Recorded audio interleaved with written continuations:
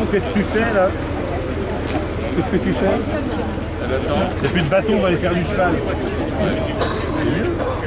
On peut parler au cheval ou au bateau du ski? C'est le monsieur devant là. Ouais. Ça recule. Ah,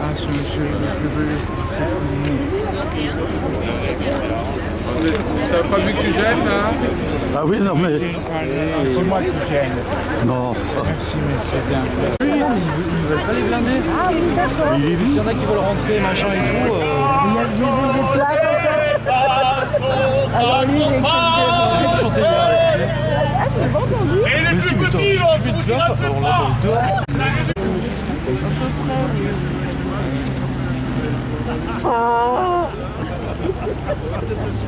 Ah bah le bord de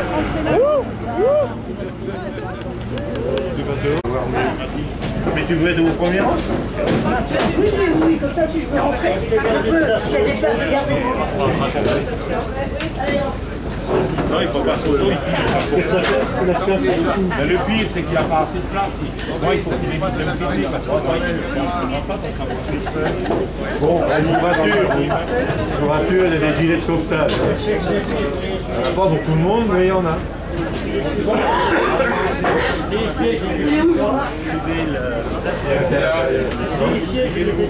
C'est sorti? Ah oui, il est dehors, derrière.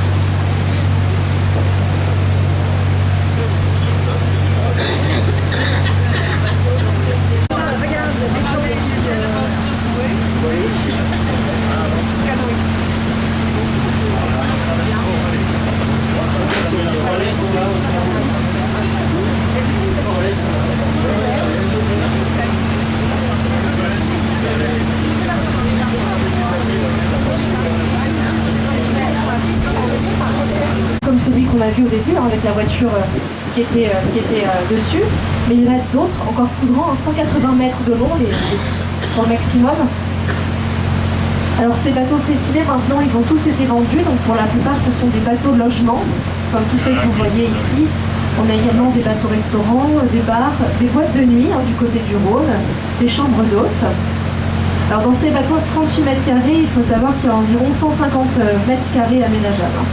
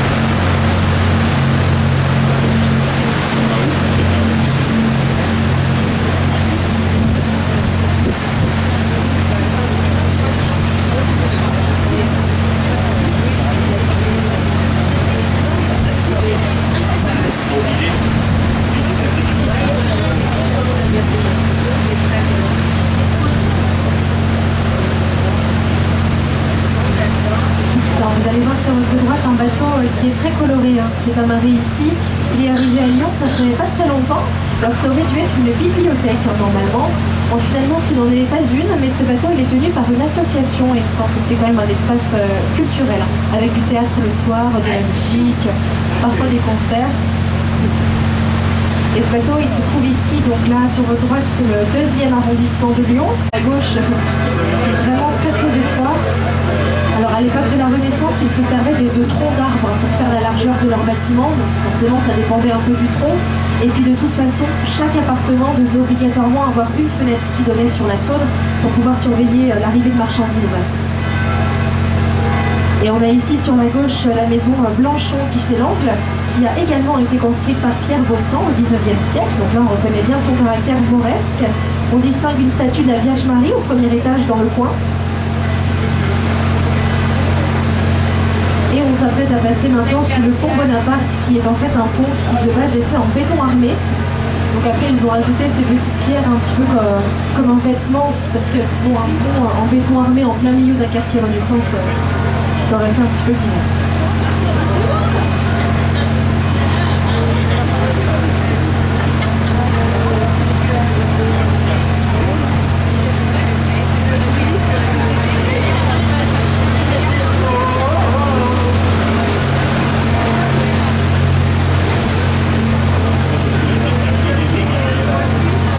Ce qui va donc se traduire par un afflux de commandes. Et c'est donc pour cette raison que les canuts, donc les canuts ce sont les tisseurs de soie, vont devoir déserter leurs vieux ateliers qui se trouvaient autrefois à Saint-Georges, donc dans le Vieux-Lyon, pour venir s'installer ici sur votre droite, sur les pentes et le plateau de la Croix-Rousse. Et en plus, à cette même époque, Jacquard invente la nouvelle machine à tisser mécanique. Donc son avantage, bien sûr, c'est qu'elle est très efficace. Et son inconvénient, c'est qu'elle est très encombrante.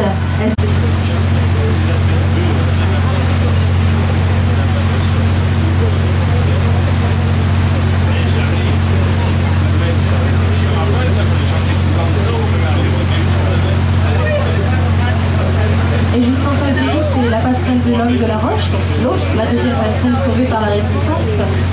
Alors on l'appelle la passerelle de l'Homme de la Roche, vous allez comprendre. Si vous regardez sur la gauche de la passerelle, vous voyez sur le trottoir un grand rocher et caché dans le rocher une statue. Donc c'est bien sûr la statue de l'Homme de la Roche. On l'appelle également la statue du bon allemand.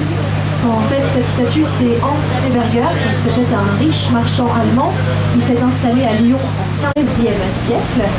Et de base, c'était le point de contrôle nord de la ville. Ensuite, il a été utilisé comme prison, puis comme pharmacie militaire.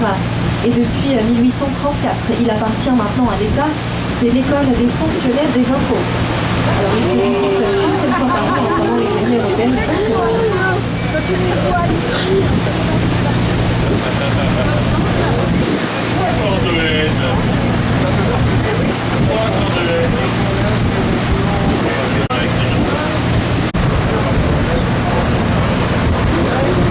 Alors vous allez voir sur votre gauche l'église Saint-Pierre, elle se trouve à Besse, dans le 9e arrondissement.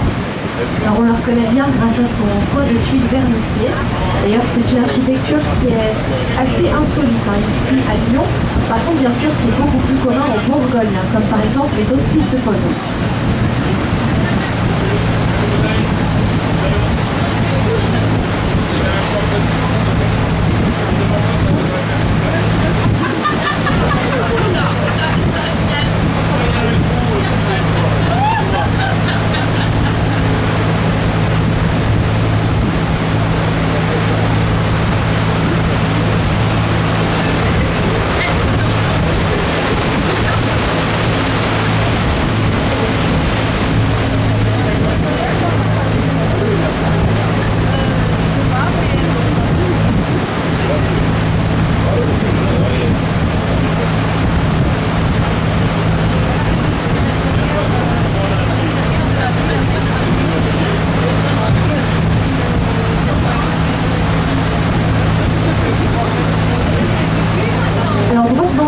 Le pont Mazaric, qui est le pont rouge, le pont suspendu rouge. D'ailleurs, beaucoup d'activités, on voit beaucoup d'avirons, très souvent, surtout ici. Beaucoup de pêcheurs. Alors les pêcheurs, certains veulent pêcher absolument le silure. Le silure qui est l'énorme poisson que l'on trouve ici en Saône. Alors le silure peut aller jusqu'à plusieurs mètres de long. Le dernier, je crois, pêché, le plus gros et le dernier pêché faisait environ 3 mètres, il me semble, de long. Ici, à Lyon, il a été pêché.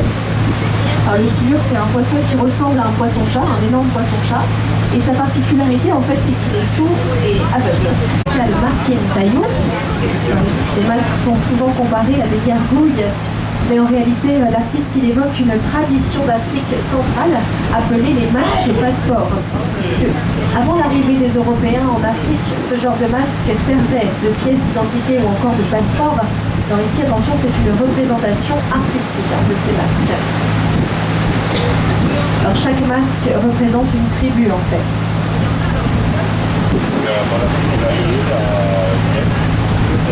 Et toujours sur notre droite, on s'approche de l'hôtel Métropole. L'hôtel Métropole, c'est un hôtel qui est 4 étoiles. Il est très connu, notamment pour ses équipements sportifs, également son spa.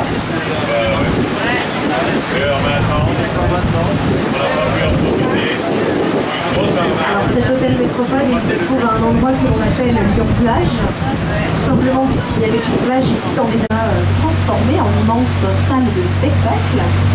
Alors Tony Garnier a également fait le stade de football qui est à Gerland et où se déroulaient donc les matchs de l'Olympique lyonnais depuis 1950. Là, depuis janvier 2016, l'Olympique lyonnais a changé de stade, qui est donc à Dessines, au nord-est de Lyon. Tony Garnier a également construit tout le quartier des États-Unis. Il a également fait l'hôpital de Grange-Blanche. Et Tony Garnier habitait par ici, c'est pour ça que je vous en parle. Alors il a vécu dans la petite maison grise que vous voyez ici sur votre gauche, qui arrive en fait. Maison grise avec un toit terrasse et des mollets verts. Alors je sais comme ça paye pas de mine pour un architecte, mais par contre il faut remettre le bâtiment dans son contexte puisqu'au début du XXe siècle c'était quand même moderne. Puis Tony Garnier aimait beaucoup travailler le béton armé, c'est un petit peu sa marque de fabrique. Donc, comme on peut le voir et le constater avec cette maison.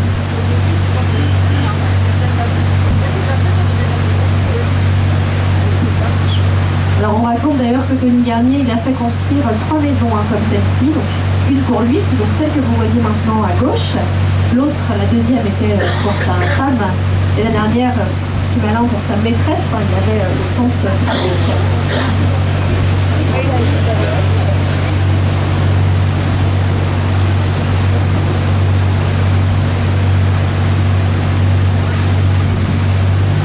On approche de l'île Barbe. L'île Barbe, elle va passer sur votre droite, on y arrive.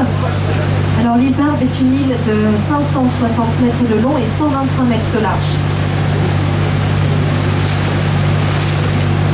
Alors elle s'appellerait île Barbe puisque les barbares se seraient installés ici avant d'aller envahir Lyon. Donc ce serait appelé en fait Insula Barbara en latin. Donc île des barbares et île Barbe en français. Alors par contre c'est une légende, on n'a aucune certitude, d'ailleurs on verra d'autres légendes.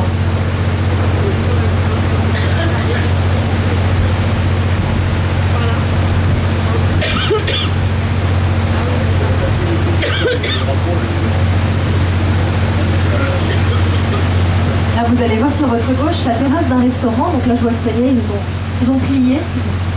Jusqu'à il n'y a pas longtemps encore la terrasse était ouverte, ce restaurant il attire beaucoup de regards quand on passe ici, c'est le Buldo, c'est bien sûr une partie publique avec un parc, il y a également un restaurant qui est classé au guide Michelin puis d'étoiles, et la partie privée avec des habitants qui vivent dessus. Donc là on est dans la partie privée, la partie publique était au début de l'île, donc on la verra tout à l'heure. Donc la maison que vous allez voir au bout de l'île, c'est donc une propriété privée. Alors elle a quand même été classée monument historique, donc on peut la visiter pendant les journées européennes du patrimoine.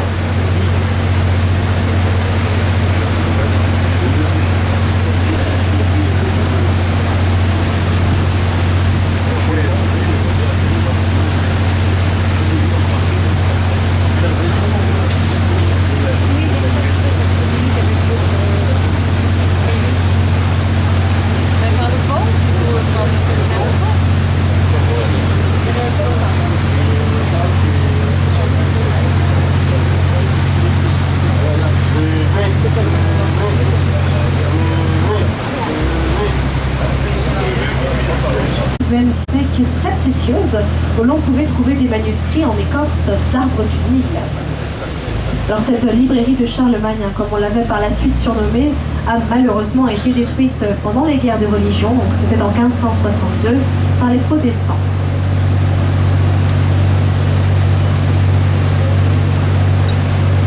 Donc là on va longer jusqu'à ce que je vous le dirai la partie privée, donc tout ce que vous allez voir sur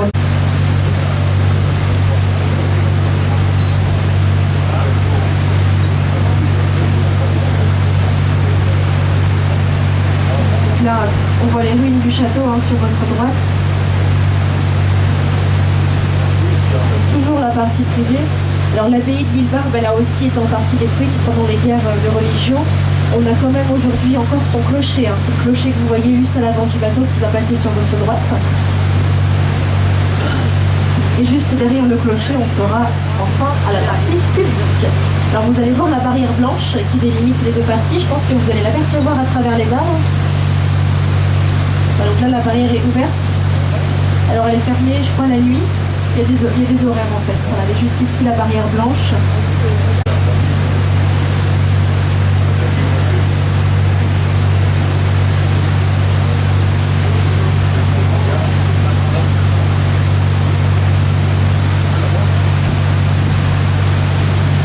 Alors sur votre gauche, on va passer devant une ancienne écluse. Elle a été restaurée avec une... Alors le Rhône, qui est le fleuve le plus puissant de France, c'est également l'unique fleuve à être géré par une compagnie privée qui s'appelle CNR, Compagnie Nationale du Rhône.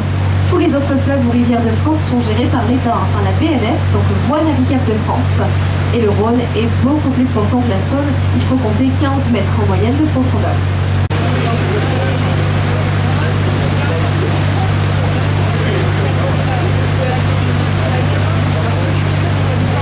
Alors là, le bateau que vous voyez amarré à droite, qui est bleu et blanc, il s'appelle le Bougainville, c'est un bateau de type canadien. Il était autrefois utilisé pour le transport d'hydrocarbures. Alors ensuite, il a été entièrement réaménagé, ils en ont fait des chambres d'hôtes. Alors aujourd'hui, je ne suis pas sûre, mais je crois qu'il ne fait plus chambre d'hôte. Il y a quelqu'un qui vit à bord, ça c'est sûr, mais je ne suis pas sûre qu'il fasse encore chambre d'hôte. Et donc là, on est en train de croiser le bateau que l'on a vu tout à l'heure en fait.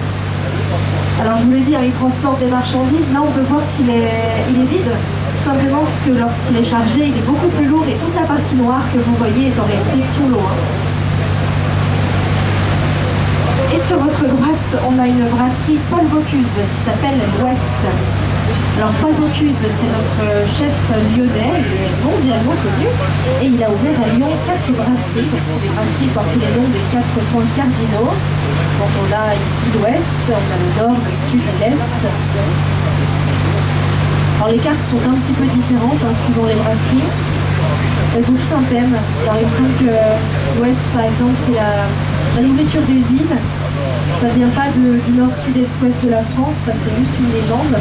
Mais par contre c'est très subtil, les cartes se ressemblent, c'est une sauce qui va être différente, mon accompagnement, mais voilà, ça reste quand même de la cuisine lyonnaise.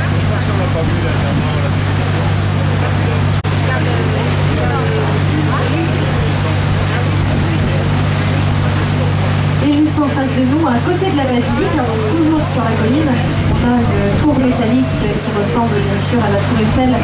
Donc c'est fait exprès, c'est une reproduction exacte de son 3e étage. Elle a été construite là-haut en 1994, donc peu de temps au final après la tour Eiffel à Paris. Elle a été construite là-haut par une société privée. Et leur but était d'avoir un monument républicain qui se trouverait placé plus haut dans la ville que le monument religieux. Donc, le monument religieux, c'est bien sûr la basilique juste à côté. Donc la basilique de Fourvière a dominé la ville de Lyon pendant 20 ans, avant d'être dominée par cette tour métallique. Avant, on avait un restaurant panoramique à la base, où vous pouvez avoir 1 hectare. Et c'est donc le 2e quartier Renaissance d'Europe, donc juste derrière Venise en Italie. C'est également le premier secteur qui a été sauvegardé par la loi Malraux en 1964. Donc première fois que l'on sauvegarde tout un quartier, non pas seulement un monument en particulier. Et en 1998, l'UNESCO a classé le Vieux-Lyon au patrimoine mondial de l'humanité. Alors l'UNESCO a également classé la Croix-Rousse au patrimoine mondial de l'humanité et une bonne partie de la presqu'île.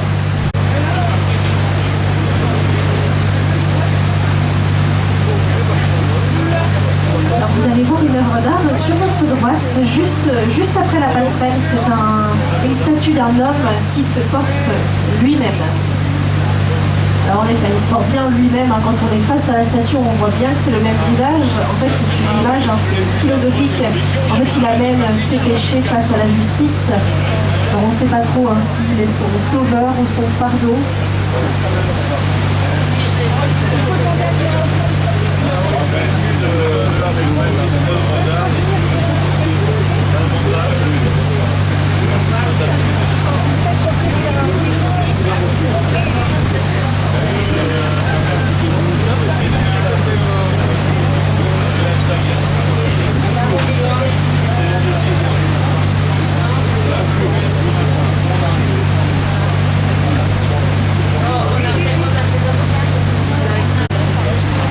Alors le bâtiment que vous voyez sur la colline à l'avant droite du bateau, en fait juste derrière l'église Saint-Georges, tout en haut, c'est un ancien couvent et c'est aujourd'hui en fait un lycée catholique, c'est le lycée Saint-Just. Et ici on est en train d'arriver à la paroisse Saint-Georges de Lyon. C'est donc ici que l'on trouve la maison de Guignol, la marionnette. Alors Guignol a été inventé par Laurent Mourguet. Laurent Mourguet qui était un dentiste, pas n'importe quel dentiste, hein, un dentiste de l'ancienne génération, ceux qui arrachaient les dents sur les marchés ou les foires. Et donc de base ainsi a inventé cette marionnette, d'ailleurs à l'image de Polichinella en Italie. C'était tout simplement pour divertir ses patients pendant qu'ils leur arrachaient les dents. Donc petit à petit, Guignol, hein, c'est devenu la marionnette. Après, Perrache, ça craignait un petit peu, hein, c'était pas des endroits qui étaient très fréquentables. Alors depuis ce projet Lyon Confluence a tout à fait changé, hein, avec la construction des nouveaux bâtiments, la rénovation. Voilà, c'est plus du tout comme c'était il y a quelques années en arrière. Alors ici, tous les bâtiments que vous voyez, ce sont des appartements, ils sont économiques et écologiques. Alors ils ont une architecture assez particulière, on dirait des cubes que l'on a empilés les uns sur les autres. Alors c'est fait exprès, puisqu'avant ici on avait l'ancien port industriel, donc c'était à cet endroit que l'on déchargeait les conteneurs de marchandises. L'architecte a tenu à nous rappeler l'ancienne. En voilà un bateau-hôtel. Alors tous les bateaux-hôtels que vous voyez à Lyon font la croisière entre Chalon-sur-Saône, donc c'est au nord de Lyon. Ils descendent jusqu'à Avignon, dans le sud de la France. Ils mettent une semaine avec plusieurs escales, donc dont Lyon bien sûr. Alors ce bateau-là, il fait 110 mètres de long et ils peuvent aller jusqu'à 135. C'est une excellente journée ici, un bon dimanche, et puis peut-être à bientôt, hein, qui sait.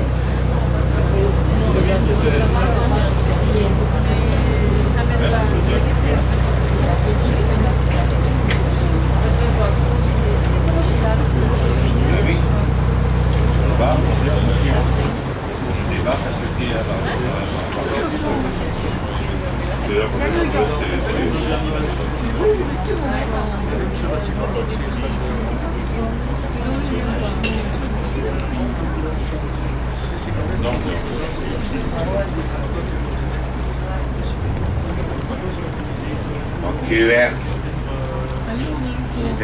Couvercle.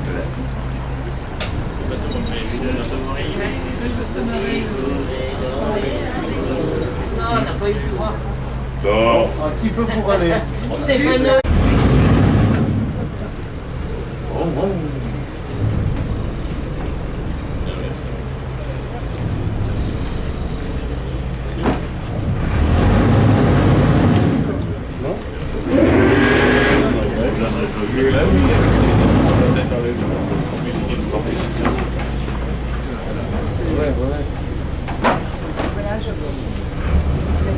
Ah, je sens pas plus.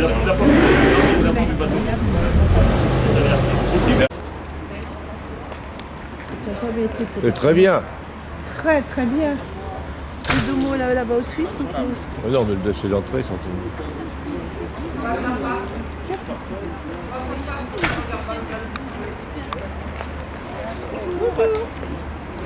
On se voit une fois là. Et oui, si on se loupe. J'étais lundi, mardi dernier à La Rochelle. Bon, il faut que je la reprenne. Il faut que je fasse voir. Presque des fleurs. Non, des lilas. Presque des fleurs. Après, je pense qu'il y a parce que il a débuté aussi. C'est